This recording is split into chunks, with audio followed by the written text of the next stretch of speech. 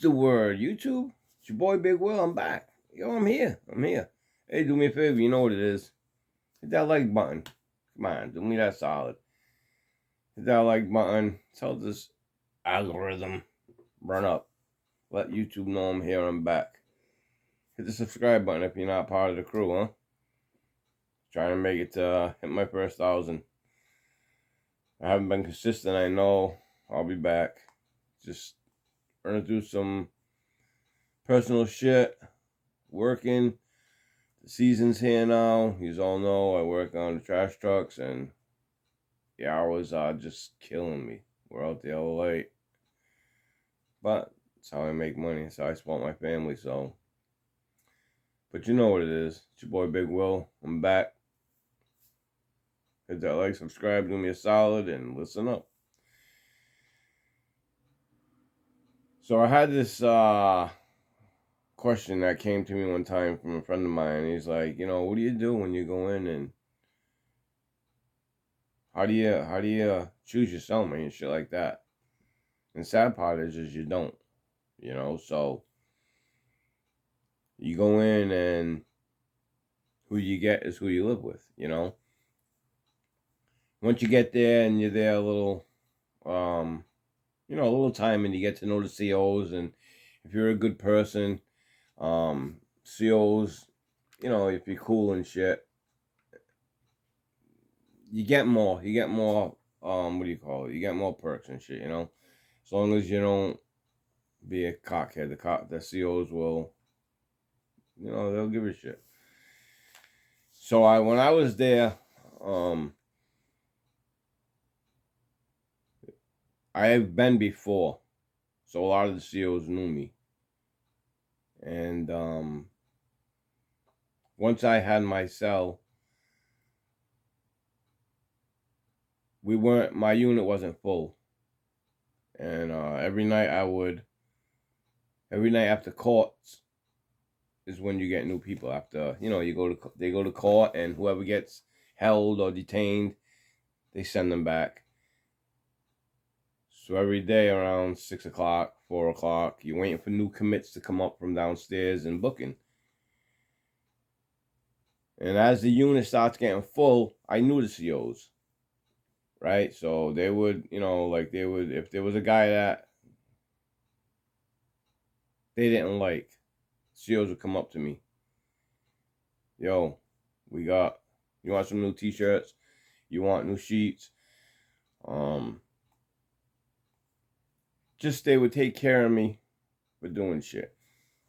We had this guy come in. He's here for abusing his kid. They would come to me.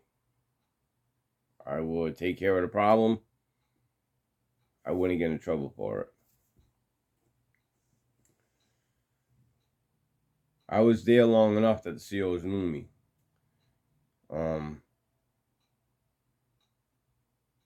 Previous to me being there, my father was there for many years. My brother was there. Both of my brothers were there. I'm in my area. I'm known, right? My family's known, and we're known in the jail systems. My father's been in and out of jail his whole life.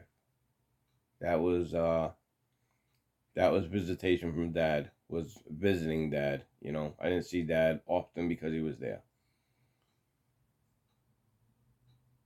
And I have the same name as my father, so right away when my name comes up, when the COs punch my name in, the computer comes up, my father's picture comes up as my picture comes up.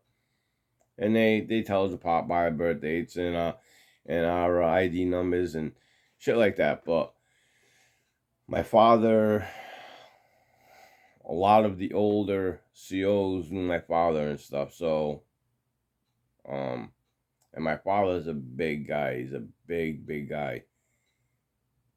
He was well respected in and out of prison.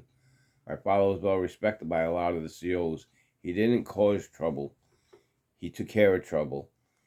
He wasn't a troublemaker. He just liked to go in, do his time, don't bother him. Just leave him alone. And that's how I am, you know. I'm not as big as my father, but I'm a big dude and shit. So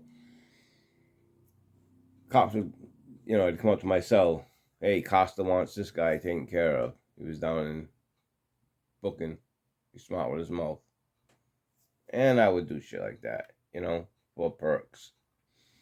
Like I said, for the perks and things like that, right? So,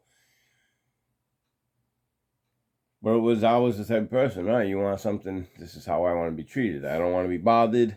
I like my own cell. I want a job. I want to earn a good time. I want to do as little as possible, but earn as much good time as I can. But every day when new commits come back in, I don't want a cellmate. Until this block is full, I don't want a cellmate. Once the block started getting full, I was the type, I'd pack my shit every night and I'd tell the COs, listen, you got 6 other cells open. If you put someone in here, I'm blasting them. He's going out, I'm going out. Down in a hole, I'll sit by myself. I'll get my own, you know. I'm not a big person to go out and play chess. I'd play cards once in a while, shit like that. I just like to do my time. I like to put my headphones on. I like to listen to music. Go do my programs. Come back, do my time. And the CEOs knew me because I wasn't a troublemaker, right? So a lot of times they, all right, no problem, we got you, we won't, you know. And I was, like I said, as they started to get down to 3 cells open, 2 cells open, I'd be like, listen, you got 2 open, make sure, you know, dude down there gets a celly before me. I want to be alone. Long story short, I ended up getting a celly. The unit was full. And most of you know I'm mixed race, right? So when I had a black guy in my cell, it wasn't nothing to me, right? I'm not racist. I'm not. But I don't like ignorance. I don't like trouble. I don't like dirty.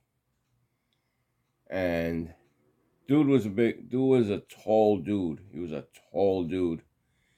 And when he came in right off the rip, we had issues because,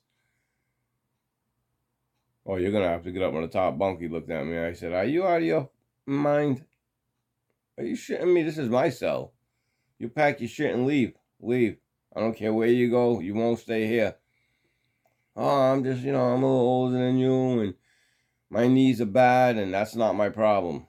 It's called seniority. It's called respect. I'm here. This is my cell. You're moving into my cell. You don't like it? You gotta leave. So I had the bottom bunk for, I don't know, 10 days he was there. And he would get up and he had bad knees. So him trying to climb up to the top bunk every night, it was, oh. And he was waiting for one of his boys' cells to get open anyways. So, the guy didn't have nothing. He didn't have no canteen. But he did tattoos, and he did that one on my arm. It's my wife's name. He did that with a staple, a pick and poke is what they call it, right? So I fed him and stuff, and I let him sleep on the top bunk for a couple of nights because he was supposed to leave. So this is on a Friday night now. Monday he's supposed to leave. Over the weekend he's laying on the bottom, and this guy, he's got gas. Now when he was on the top bunk, it didn't bother me because the gas would rise and smell as often. The window would go out. I'd have my fan always blowing. It would just, I wouldn't smell it. It wouldn't bother me. When I switch bunks with him, I'm on the top, he's on the bottom, and now this guy's got gas and I can smell it come up. So I told him, yo, you got to bring that shit to the door. Bring that shit to the door, and at the door, you know, it's a metal door, it closes. So you only got a little crack, you know. You got the key slot down where they put your trays in. If you're on lockup and you got to eat in your cell, there's a slack that comes down. Or if they come in and they want to handcuff you, if you're on if you're on a ticket or shit like that, they'll handcuff you. They'll tell you, turn around, put your hands through the slot. They'll handcuff you. so they can open up the door. If you're a threat, if you're one of them people that like to fight with the COs or whatever. But the slots would be down all the time, you know, so I would tell them, listen, bring that shit to the door, dude. You know what I mean? And he would, you know, so after a couple days, you know, I was like, dude, listen, I'm tired of telling you, you gotta bring that shit to the door. And as I'm laying on the top bunk, he stands up and he looks at me. Now, this guy was tall. Like I said, he was probably like 6'5". I'm only 6 feet tall. You know what I mean? But I'm a big dude. I was a lot stockier than him. And when I was in prison, I worked out. You know what I mean? I did a lot of calisthenics. I worked out. We worked out with the water bags and stuff. And we were cool. You know what I mean? Like I said, I fed the guy. But he looked at me and he's like, oh, man, I'm tired of telling me what to do. And I'm laying on my bunk, look at this guy. I'm like, you know, who you think you're talking to? You know, and he's like, you know, you better have some respect. I'm older than you. And I don't care, dude. You're not going to be in here farting, stinking up the cell. I understand if you got a problem or something, but bring that shit to the door. Send that shit out there. You're not just going to sit in here and lay on the bottom bunk and stink up the room. Nah, I don't. That's disrespectful. I don't like that shit. So he's like, well, you're going to have to deal with it. And he goes to lay down. I jump right down off the bunk. I don't say a word. When I used to get up, I used to have my sneakers on the bedpost. So one would be here and the other one at the other end. So when I get down, he sees my feet come down, he sees my sneakers are on. Right away, his eyes light up. And I'm like, what do you mean I'm going to have to deal with it? Dude, pack your shit. And he's like, I ain't going nowhere. But at this time, he's sitting down on the bed. Now he's just sitting and looking at me, and he won't stand up because he knows once he stands up, I know he's going to issue and it's going to be dealt with. You're going to have to deal with it. I ain't dealing with shit. Listen, pack your shit. I ain't going nowhere. No, you're going. Either you're going one or two ways. You're going voluntarily, or I'm putting you out cold and you're leaving that way. You got a choice. Oh, you mean I'm going to be out cold, he says. Just what I told you, you're going to be out cold. As he goes to stand up, I don't give him no time to put his shoes on. I rock him. Bam! I hit him. He folds. I pack his shit. I put it all in his little box. I sprinkle some water on him. The guy, you know, he's coming to. What the fuck? You gotta go. You gotta go. Now I know him living in with me, it can't happen. I go to sleep, he's gonna try something. He goes to sleep, he don't know if I'm gonna try something. We cannot live. There has already been a confrontation. You can't live with someone like that if you don't know him. If it was a friend of mine, if it was somebody I knew from the streets, maybe we could have got past it. He didn't know me, I didn't know him, he had to go. That was the thing. Now you go to the desk and you say, I was hit. Now you're labeled as a rat. You can't live anywhere. You have to go to PC. Because even if I can't get to you, other people will. Because you can't be trusted. Long story short, he comes to and he knocks on, he knocks on the door. He tells the CO, oh, come up here. Tells the CO, listen, I gotta leave. I want to leave. CO's like, why? He's looking at me. Why? I can't stay in this unit. I gotta go. They take him out. He's handcuffed. He's taken out. About an hour later, the captain comes up. He's got a couple of COs with him. They take me up. They ask me, let me see your hands. They check my knuckles. They want to see if they're all red, if there's any cuts on them. Ask me what happened. I said, I don't know. He was on the bottom bunk. I was laying down up here. He said that someone came to the block that he couldn't stay here with, and he had to leave. Guess they asked him if there was a confrontation. He just said nothing happened. And that's the way it went. Moral of the story is that you never know who you're going to live with. And the thing is that when you go somewhere, you have to have respect. You know, when you get a girl or something on the outside, or if your preference is man on man, whatever, girl on girl, When you get a mate on the outside, you don't meet them and move right in with them. You get to know if you like them first, right? You get to feel people out and see how they are. When you're in jail, you don't get that opportunity.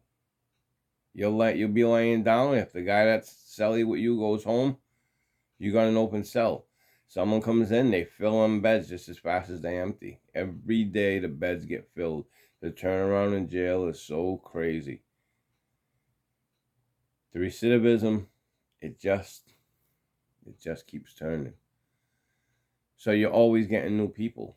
And you're not going to like everybody you live with. There's going to be guys in there that are loud, that snore, that guys that stink, and it causes problems. Guys that don't take showers, you want to get them to get in the shower. You know, you'll get a guy in there that's bigger than you, stronger than you, but he stinks, and what do? So you get a couple of friends, and you end up mollywopping a guy, and he catches a beating, and it caught. For all you people out there that are just going, when you come in, or if you're in and you get a new cellmate, you have to lay it out on the table. Listen, this is how I like to live. That's my stuff. You don't touch it. The fountain in the room, it's got to be at the door. If you're going to shit in the cell, because there's toilets in the cell, if you're going to shit, if it's rec time or something, try and hold it till rec, till I can get out the door. If you can't, then you gotta, like, we make air freshener out of bottles with shampoo and stuff, like the hairspray bottles. You'll get hairspray bottles. And in the guy's unit, really nobody wears hairspray, so you dump them out and you fill them up with shampoo or conditioner, and you make air freshener. You know, so if your cellmate is sleeping and you or laying down, and these guys are on lockdown, and your celly's got a shit, you spray the air freshener. It's just called common courtesy. If you're up in your cellmate shits or you shit, you courtesy flush. You flush right away. You don't let it linger. If you wake up in the middle of the night and you gotta piss, it's a metal toilet. The floor splashes. You make sure there's no piss on the floor. You don't piss on a seat. If your cellmate's got to get up or you get up and you got to take a shit in the middle of the night, you don't want to sit down and have piss on the seat. You're not going to want to wipe some other man's piss up. So if you're that person and you sprinkle on the seat or whatever, you wipe it up. You common courtesy. You live how you'd want to live. You don't live like a herder. Because if you're a herder, and what a herder means is living with animals. You're living with animals. Okay? You got to deal with the stresses of jail as it is. Once them door closes and it's in your cell, you want to be as comfortable as possible. That's your time. That's your downtime. It's your alone time. You want to be as comfortable as possible. So you don't live like you're a herder. You live like you're a normal being. Now, if that's how you live at home, you're going to have issues. Unless you get the same kind of celly, then you'll be good. But just go in, be respectful, be clean, be courteous, be treated how you want to be. Treat people how you want to be treated. Respect others how you want to be respected. And you should be fine. Unless you have problems on the street, then trouble will find you if you find trouble. That's all that needs to be said. You know, I had an unfortunate, because the guy was okay, except for that issue. You know, and the other issue he had is that he couldn't sleep at night.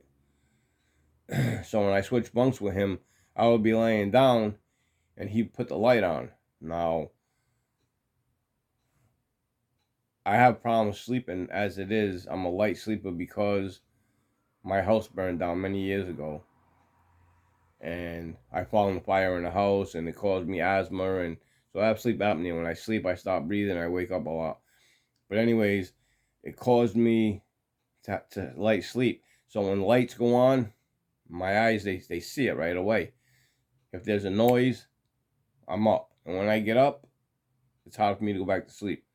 So I would be laying down at night, and then all of a sudden, 2 in the morning, he go and put the light on. He wants to read. It would cause me to bug out. Listen, man, you can't do that. Be respectful. Well, you got to cover your eyes. I'm not covering my eyes. This is sleep time. In the daytime, he wants to sleep all day. And I found that odd. He wouldn't want to leave the cell He'd be in all day, and then at night he wants to stay up and read. And nah, that's not the way it operates here. We get out in the daytime. You tell me, hey, can you not keep coming in and out? Listen, this is daytime. This is uptime. I leave. I go to classes. I go to rec. I go work out. I come back. This is daytime. The cell opens and closes. Nighttime, that's when it closes and stays closed. That's when you sleep. So I think he had issues as it was already. You know, he liked to stay in the cell a lot. But he was only there about a week and a half, like I said. About 10 days, 12 days he was there. And then he had to, he had an unfortunate that he had to go. And he went to another unit, and that was that. But other than that, he seemed to be an okay person, you know. But it's just a little lesson to let you know. When you're there, just be courteous, be respectful, be clean, and you should be okay. You're not always going to be able to pick your cellmates. If you get on the right page with COs, you will be. Like I was after I got a job and I was there 10 months, 11 months, I was able to pick who I wanted in my cell, and everything worked out okay, you know what I'm saying? And I lived all right until I ended up getting moved to a single cell, and then I was perfect. And I just lived comfortably by myself, you know? But with that, it's your boy Big Will. Don't forget, hit that like and subscribe button, hit the notification bells. We'll see you on the next one. Life After Prison TV. We'll see you on the next one. Peace.